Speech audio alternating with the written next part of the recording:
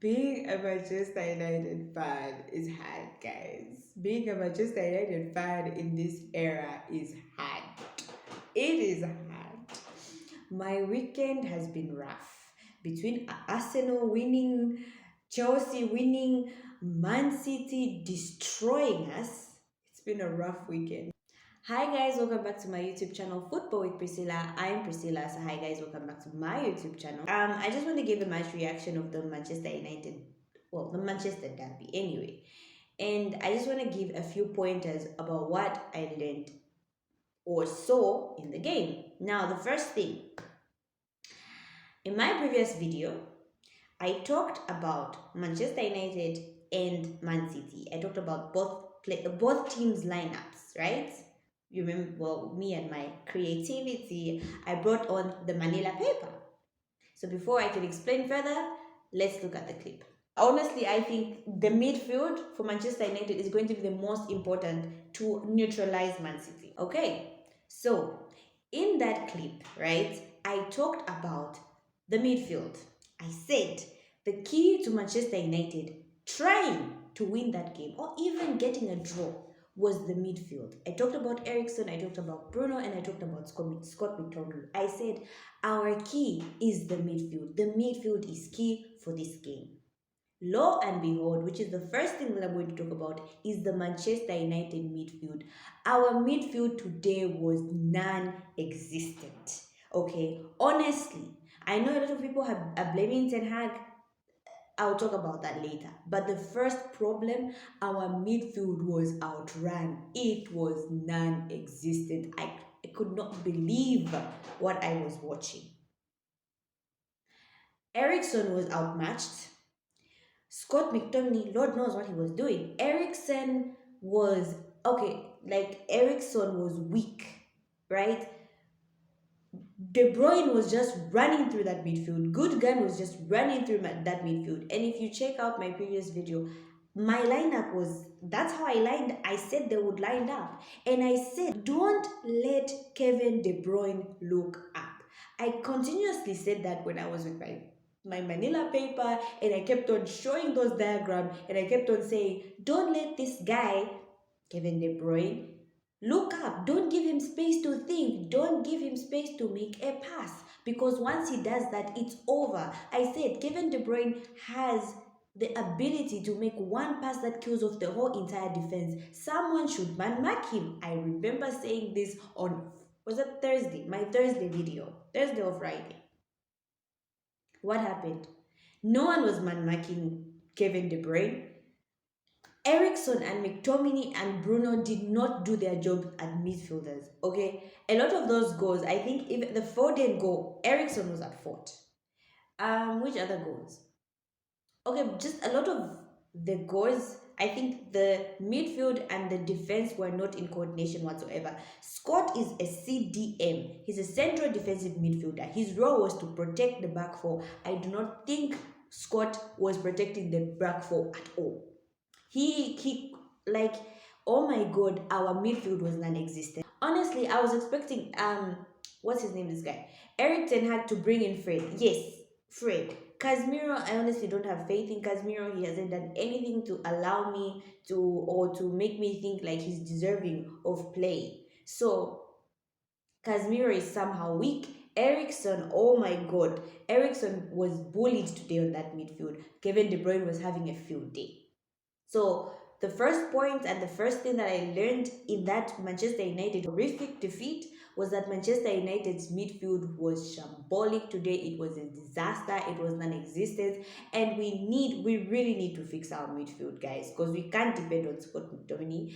Ericsson needs a CDM behind him like a Kante, someone who's, I don't know, who has positional awareness, because McTominay was everywhere doing everything. The guy has no positional awareness whatsoever. The second point that I noticed in that game is Erling Haaland. What did I say? You know what? Let the clip be played of what I said. But I feel like now the most dangerous is going to be this guy.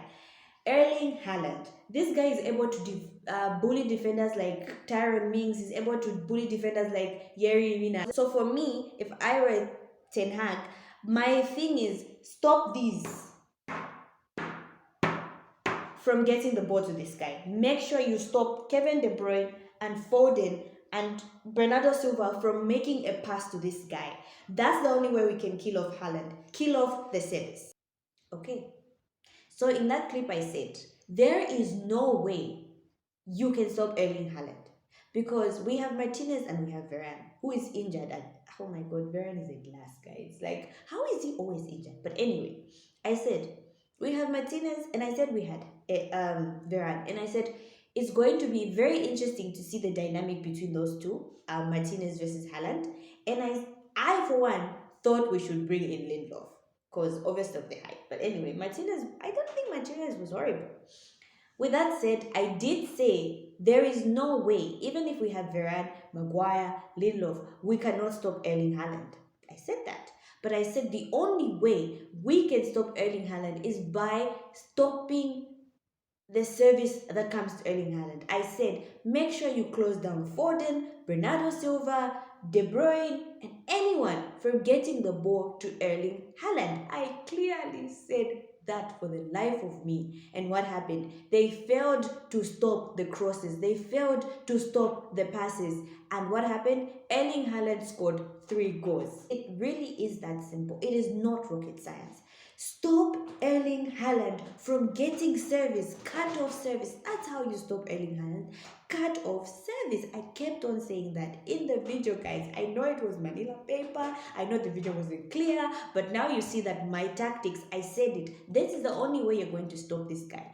Don't allow Kevin De Bruyne, Bernardo Silva, Phil Foden to get the ball across to this guy. Else, he will score. And what did he do? Score. So everything that I said in the previous video is what happened. The third point that I have for us today is Ten Hag overestimated himself. Let's just be honest. Because, come on, he should have made substitutes early in the first half. Ten Hag cost us this game. Okay? I know I for one would have put the team that he set up. In fact, I put that team in my previous video. I said this is how we should set up. And I was very comfortable with it.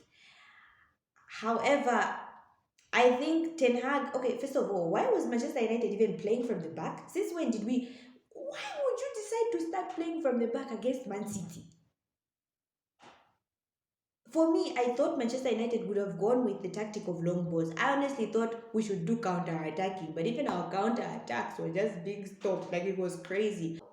I honestly think Ten Hag cost us this game. I think he should have gotten that midfield sorted. For me, I think Eriksen should have been removed. We should have replaced him with Fred. Yes, Fred. Even though he's not going to give us the passes that Eriksen can give us, we should have replaced Eriksen a long time ago. I kept on shouting from the first half, that midfield needs to be changed. That midfield is non-existent. I don't know what Rashford was doing. He was non-existent in that game. Why we put in Martial? Okay, we didn't have any option. Honestly, Martial didn't do anything really. Okay, they outplayed us, guys. Like, I'm not even gonna lie. We were outplayed to the fullest. But we were only outplayed because our coach did not, honestly, the coach did not make the right decisions when it was needed. Malaysia was being outrun. Dalot, that side, was being outplayed by Grealish. Guys, they came at us with full force. Like, Man City was not playing, okay? But I honestly believe Ten Hag could have made changes that would have changed that game. Anthony, I think Anthony did not play well. Like, I don't even know what Anthony was doing, but that was the beauty of a goal. That was lovely. So honestly, I just think, like I said, my 3 pointers. The first point I said our midfield was non-existent. It was shambolic. The second point I said Erling Haaland is a beast. Okay, we should have stopped all crosses or service to Erling Haaland. The third thing I said, Erik Ten Hag, honestly, I feel it cost us the game. He should have made substitutions. But anyway, so that was about the game. This weekend I made predictions and none have come to pass. Sad, like my credibility as a soccer analyst is being questioned right now. But yes, so the Manchester United game really, those are the things that I saw, and I said them in my previous video, but it looks like Eric Ten Hag didn't really look at this game so well. But anyway, unlike the fans that are having breakdowns and are just going crazy, like, oh, Ten Hag out, Ole in, like, guys, calm down. We expected this. Anyone who put money on Manchester United winning this game today and is a Manchester United fan, you are a true fan. Honestly, I could not have put my money on Manchester United. I love my team, but I know how horrible we can be. So yeah, all in all, I won't say it was a good game. I'll just say Manchester United were outplayed. Man City, guys, Arsenal, just give it to Man City. Let's just give Man City the trophy right now, because that beast that is running Man City's front line, Erling Haaland, I have no clue how to stop him. It is that bad. Guys, we should not have let Man City get Erling Haaland. I have no idea how we're going to stop that guy. But anyway, before I go, I just want to say I honestly agree with. Okay, people are saying, where did you leave out Ronaldo? I think leaving out Ronaldo was still the best. I honestly, okay, so what would have Ronaldo done? What? Because we would have still had the same midfield. I honestly don't see the sense in why people are crying. No, Ronaldo shouldn't have been left behind. It would not have changed anything if Ronaldo was in that game. So yeah, what has happened has happened. But anyway, so we live for another day. Manchester United fans, don't lose hope. We got this. We're still 2 points. We're still above Liverpool, right? I think by 2 points. Liverpool is on number 9, so it's not that bad, guys. I know we're having a breakdown, and it hurts because it's a derby. We were expecting so much from our team, but we're learning. So calm down. We're gonna get there eventually, right? We're in a rebuilding process. So yeah. So anyway, that's what I had for you guys today. I'm sure you can tell by my voice that your girl is exhausted. I am tired, but I had to make this much reaction video. So thank you so much, guys, for watching. Make sure you share, like, and subscribe.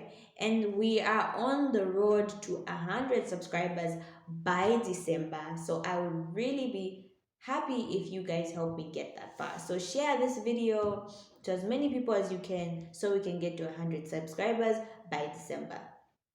So thank you so much, guys. Turn your notifications on to know when next I post a video. Thank you so much, guys, for watching.